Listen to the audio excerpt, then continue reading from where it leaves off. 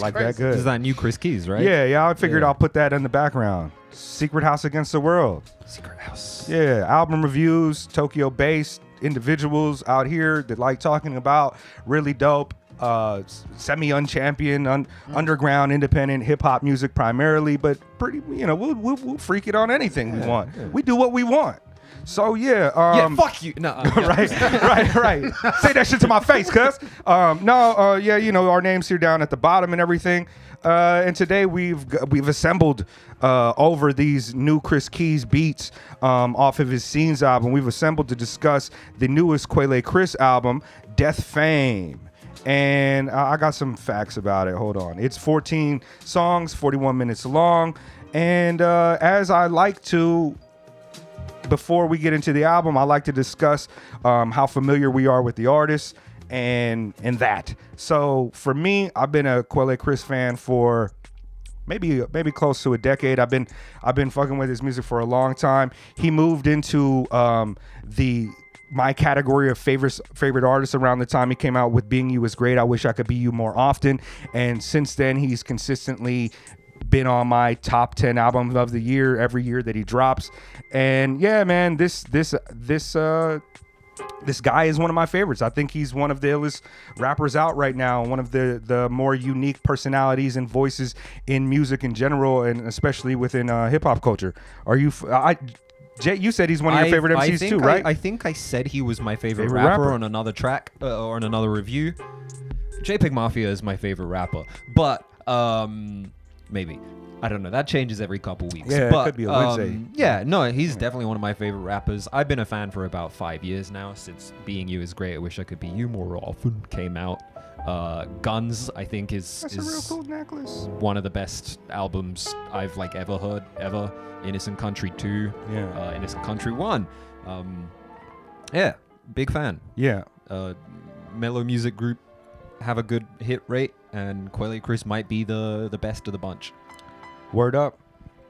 Me personally, I was aware of the guy, heard him in passing, but never listened to a full project. This is my first time listening to a full project. I know you've heard a few songs here. That's why we've been kicking and stuff too. But I don't want to get straight into the critique of the album, but this is not a good first Quelle Chris experience. I think so too. Well, I don't think it's a bad one, but I think it kind of lacks a little bit of joy that is on some of his other albums. It's first song was depressing as hell, but after that it got better. I don't even mean to say that it's a bad album. I just think if I was going to be yo, check this cat out, I would have played Guns or Innocent Country 2. Guns or Innocent Country 2. I think Innocent Country 2 might be his Popeye or something like that. Yeah, I think Innocent Country 2 might be his best realized album in terms of cohesion, but my personal favorite is Being You Is Great, I Wish I Could Be You More Often. Okay, then I would do some album diving because I thought this album was great. It's a good album. I'm not saying it's bad. But. Yeah, he doesn't make bad music. He makes interesting music and different things. But yeah,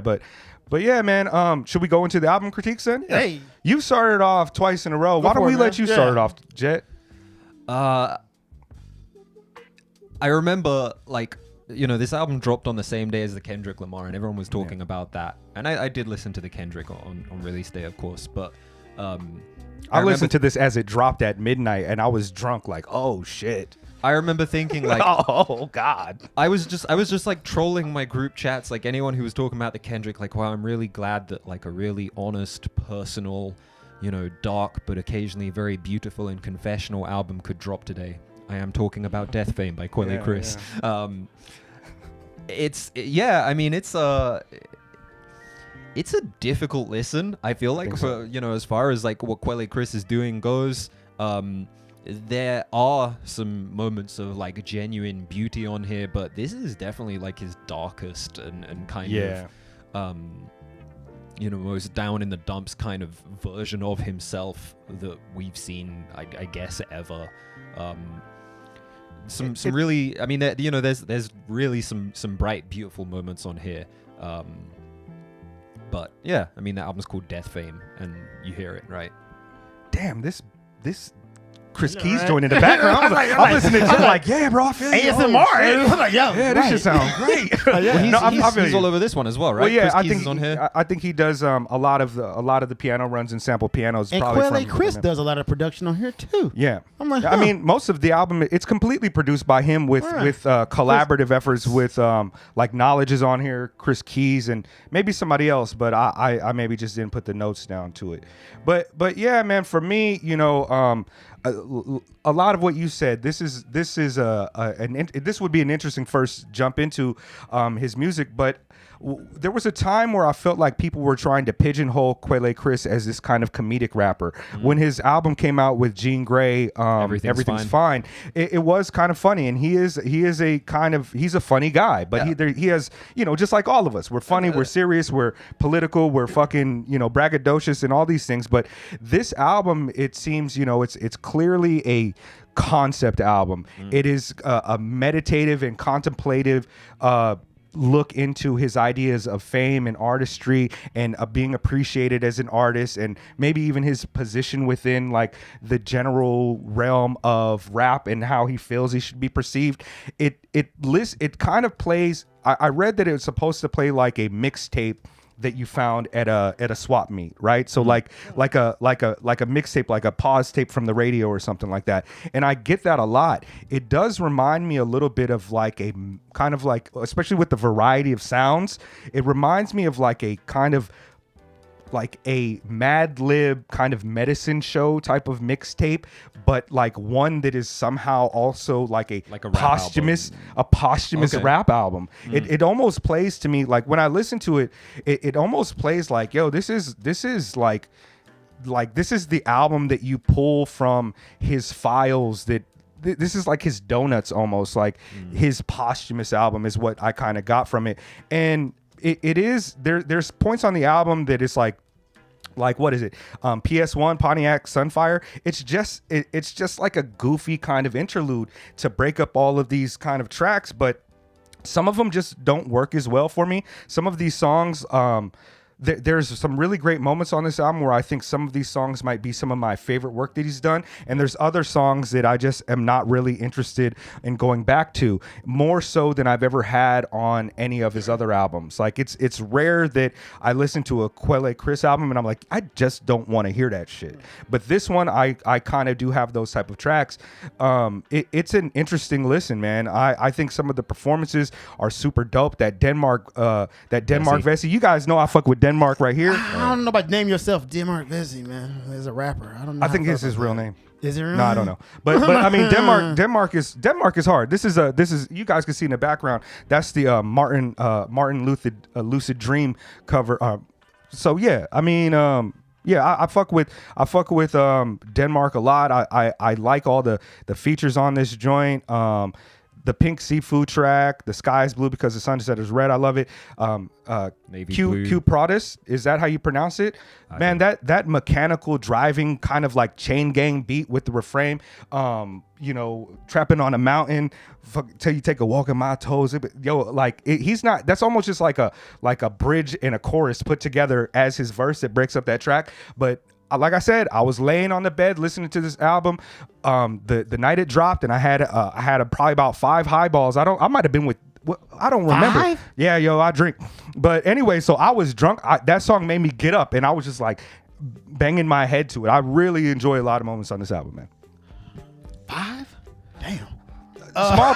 Small cans, or maybe like the maybe you know what I mean. You know how I do it. 7%ers. Well, hear me out. I wasn't shotgunning them, Spade. I mean, it was over the course of the evening, my brother. You know, this dropped at midnight, so at that point, I had been drinking probably since like 8. I'm saying one highball, man. It's night time for me. But let me say this, guys. So you take a walk on my toes. I felt like this was a conventional rap album over unconventional stripped down beats, which made it ingenious. A lot of this album was a guy saying how good of a rapper he is and why he should be in your top 10, which I can definitely get with. It was a guy presenting his case of why he should be your favorite rapper on a lot of these. Keep your flowers. I can't eat your flowers. Man, loved it.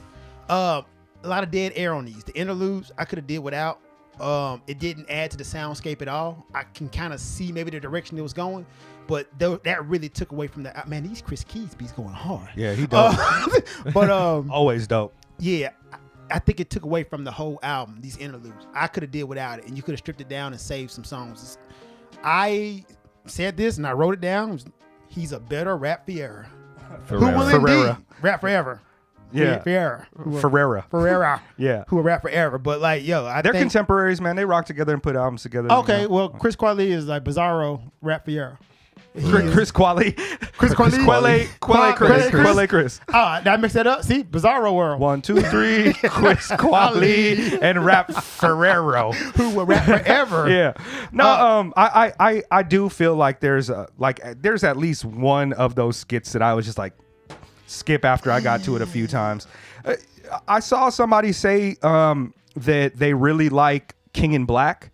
I don't really love that one. That's my least favorite on the album. King in Black and Excuse My Back are my least favorite joints off of this. Although the Yabba Dabba MCs always does have like a track. Oh, these Yabba Dabba MCs. Where there's just like a stripped back drum loop and then just like a muddy bass line.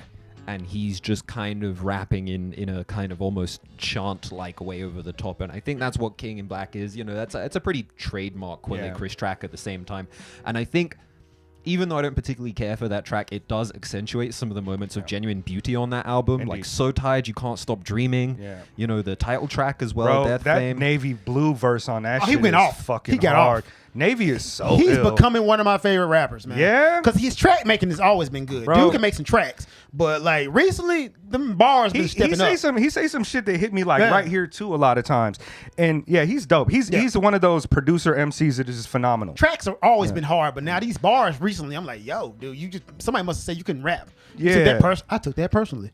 Did you see the off-top freestyle he came out with a couple months ago? I'm going to send it to you. Please do. Yeah, but, yo, that's another thing about this album. Did I interrupt you? Oh, no, I was just going to say that, like, the chord progressions are, as I've come to expect, excellent, like, across the board, you know, and I think Chris Keys is definitely in part to thank for that.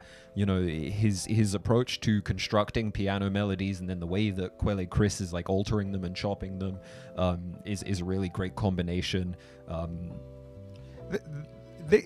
He has such an interesting approach to production, like on the title track, that Deathfame joint, right? It's this weird kind of like xylophone lullaby type of, and then they've got that low end rumble that comes through like every couple of measures that just hits it. Like, it sounds phenomenal on headphones is where I was first listening to, but it also sounds dope on the studio monitors. Quelle Chris has an ability, like one of the things you come for is almost the same reason you go to Kendrick, because they are constructing everything and so thoughtful and meticulous about even the smallest details. When you think about the features on this album, the features are always kind of there to not like, you know who's a dope MC? Let me get Navy Blue on this because he's a dope MC. But he's like, I've got this idea about this song. Who can I bring in that is going to help accentuate this? And he does that, you know, like, a lot of times you'll see, you know, he curates like that Denmark Vesey verse and what Denmark is going off on. Like, it adds to the album and the general theme in a way that just is so thoughtful to me. Like, this feels like a complete package, which is why I hesitate to say that these other parts that I don't like should be off, because they do kind of, you have this like heavy joint and then it makes space for that, you know, So Tired You Can't Stop Dreaming, and those moments of beauty. It's a nice length as well. It's 40 minutes long. It's not an overlong album. It's pretty short, but it's you know, it's a decent number of tracks, 14 tracks. I feel like the peaks and the valleys are very intentionally placed. I can't imagine sequencing this in a different order, other than maybe the fact that Excuse My Back is the last track, which... But the lows are kind of low, though, and that's the thing. The lows are the inner lows. The highs are so high, and the lows are so low. And let me say something about Deathfame before I forget, because... The title track? Yeah, Deathfame. Because let me say... He has a line on there where he says, I'm in it for the money, and most people are. And I was like, thank you, man, for actually keeping it 100% real. Oh, yeah. And that was the whole album, man. It was an authenticity about this album that really hit me. I'm like, oh, this dude really believes in what he's saying, and he's getting off on it. Like, I think dude really believes he's the best rapper in the world.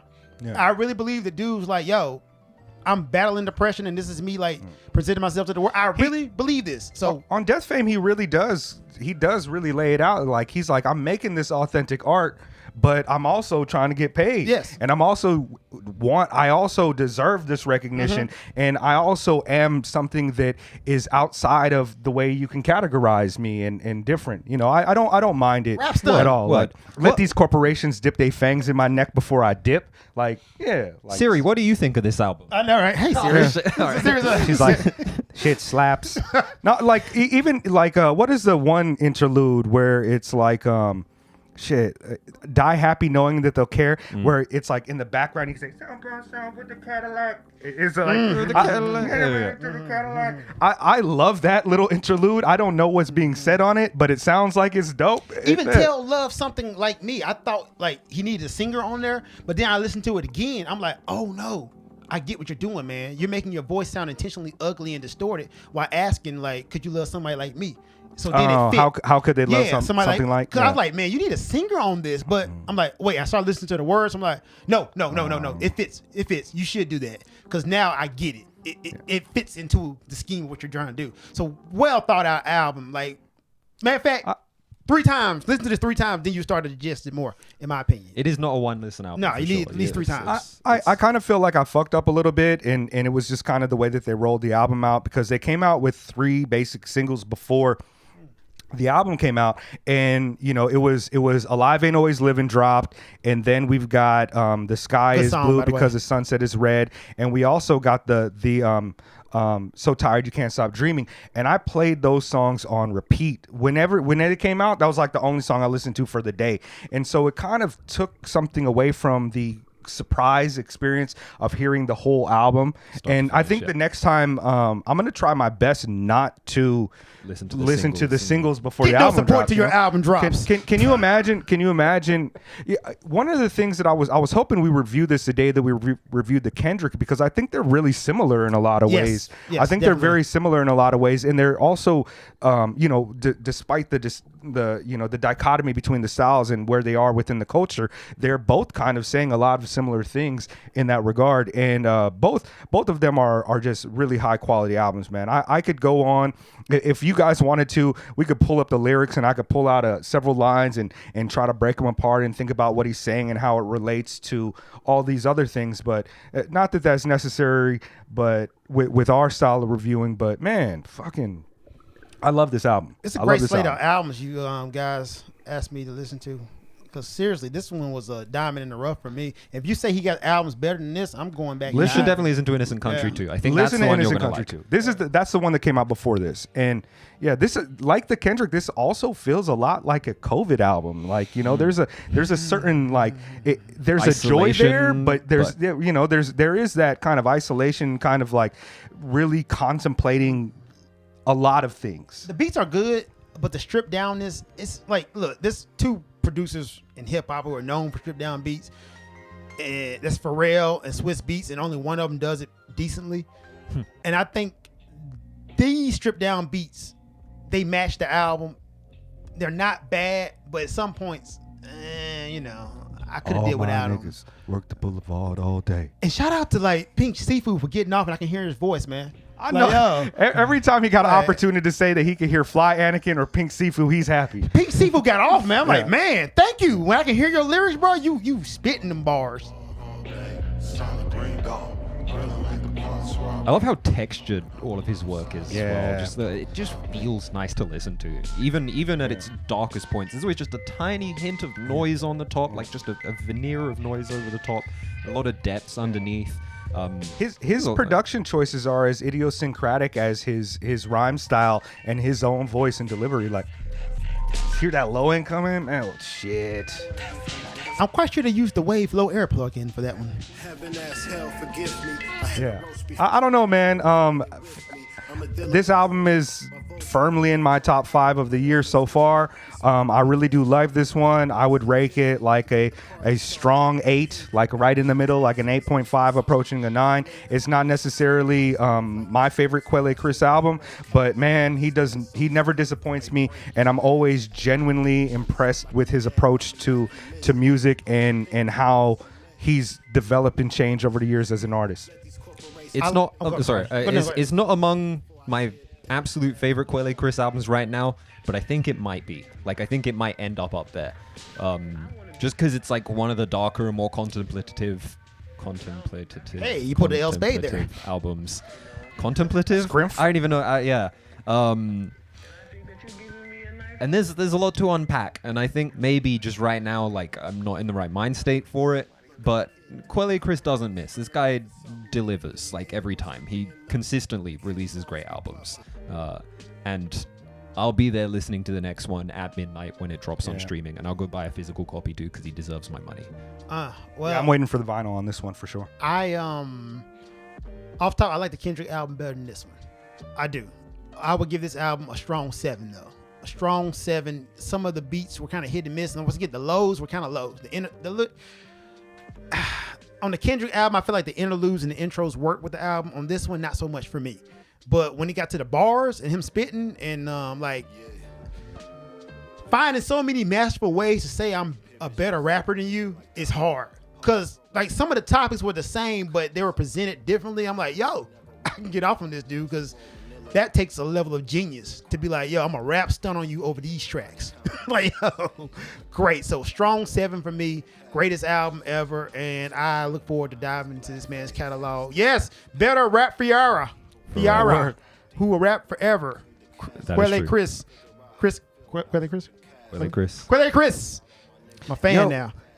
That fucking Denmark Vesey verse, I've been contemplating what he's going off on it, like the imagery he's using, like get it out the soil in the zinc, get it out the ink blot Freudian, get it off the norm, gets royalties off sync. What did he say? He said, seeing about a barrel full of crabs get tipped into a boil, sauteed, a stick of butter, lemon, salt, and garlic with a hint of soylent. He's talking like, yo, whatever he's getting off on that shit, I'm still piecing together. That's one of my favorite verses of the year. It's so Denmark. Your name is Denmark Vesey, man. Bro. After the damn slave revolt. Leader, man. You gotta have some hard bars. I don't know if you even had that name, but you did do good. I always tell people Google Denmark Vesey and Google Denmark Vesey. Mm-hmm. Both of them are phenomenal artists. In fact, I need a new Denmark Vesey album. I need a new Cavalier album. You're making demands now. Let's get it. Secret House get the world demands. Yeah. Secret House 4 demands. Yeah. What do you think? You already said your shit, yeah? Deathfame. New rap Fiara. Come out. I want that. Stop dissing my man, bro. I want a new album. Seriously. Oh, okay. I want a new rap Fiara album. I want to love Rory. What do you guys think about the album? Leave it in the comments. What's your favorite tracks? How would you rate it and all this shit? Like, comment, subscribe. Secret House Against. I was trying to think of like a play on the like Pontiac Sunfire, like Pontiac Fiero thing, because you kept saying rap Fiera, but it's just not coming. So yeah, Pontiac Ferrero. I think I'm in a rush. Fuck the alt-right. Out here with the rest of these.